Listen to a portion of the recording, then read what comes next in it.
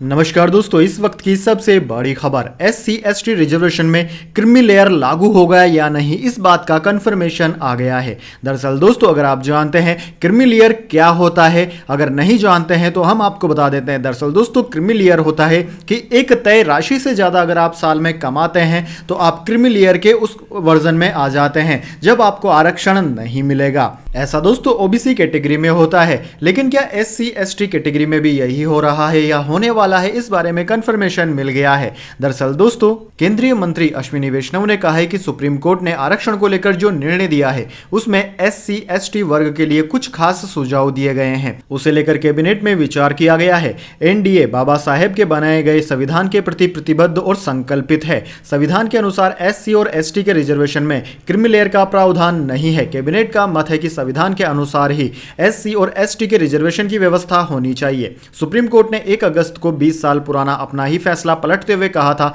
कि राज्य सरकारें अब अनुसूचित जाति यानी कि SC के रिजर्वेशन में कोटे में कोटा दे सकेंगी। अनुसूचित जाति को उसमें शामिल जातियों के आधार पर बांटना संविधान के अनुच्छेद 341 के खिलाफ नहीं है। 7 जजों की बेंच में शामिल जस्टिस BR गवाई ने कहा कि राज्यों को SC और ST के बीच की क्रीमी लेयर की पहचान करने और उन्हें आरक्षण का लाभ देने से इनकार करने के लिए एक नई नीति विकसित करनी चाहिए। यानी कि दोस्तों, फिलहाल ST/SC में क्रीमी लेयर नहीं रहेगा, लेकिन SC और ST में कोटे की सुविधा अब राज्य सरकार कर सकेगी। वैसे दोस्तों, कमेंट करके बताइए, क्या कोटे में कोटा सही नियम है या फिर इसके कुछ दुष्परिणाम भी हो सकते हैं? कमेंट बॉक्स में अपनी राय जरूर दीजिएगा। साथ ही दोस्तों, इस तरह की काम की और इंपॉर्टेंट खबरों के लिए आप हमारे YouTube चैनल को सब्सक्राइब कर लीजिए। धन्यवाद।